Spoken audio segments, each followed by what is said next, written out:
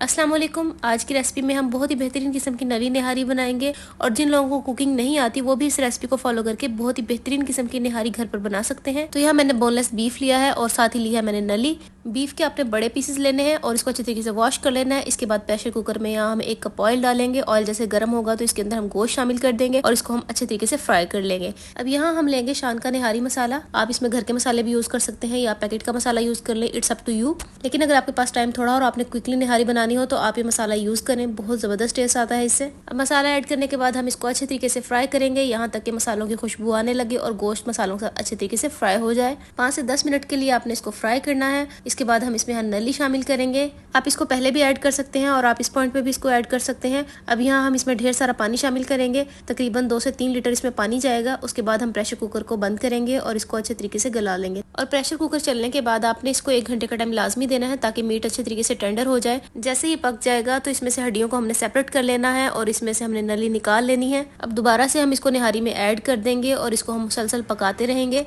अब दूसरी तरफ यहाँ 4 से 5 टेबल स्पून आटा लेंगे। आटे को पहले ड्राई रोस्ट कर लेना है, उसके बाद पानी ऐड करके इसकी स्लरी तैयार कर लेंगे। अब इसको हम थोड़ा थोड़ा करके निहारी में ऐड करेंगे और साथ साथ चम्मच चलाते रहेंगे। अब यहाँ थोड़ा सा ऑयल लेंगे और थोड़ा सा निहारी मसाला मैंने बचा कर रखा था वो इसमें ऐड करेंगे और जब ये फ्राई हो जाएगा तो इसको हम निहारी में ऐड कर देंगे और इससे निहारी का टेस्ट और ज्यादा इनहेंस हो जाता है। अब इसको कुछ देर के लिए हाई फ्लेम पर पकाएं और जितना आपने इसको ठीक रखना हो अब उतना इसको पका लें। उसके बाद आप फ्लेम ऑफ कर दें तो ये मजेदार से निहारी बिल्कुल रेडी है और साथ में जो निहारी के लवाजमात हैं वो तैयार कर लें। अब इसको नान या कुलचे के साथ सर्व करें और एंजॉय करें। रेसिपी अच्छी लगी हो तो लाइक और शेयर कर दें और साल्ट एंड पेपर को फॉलो कर लें।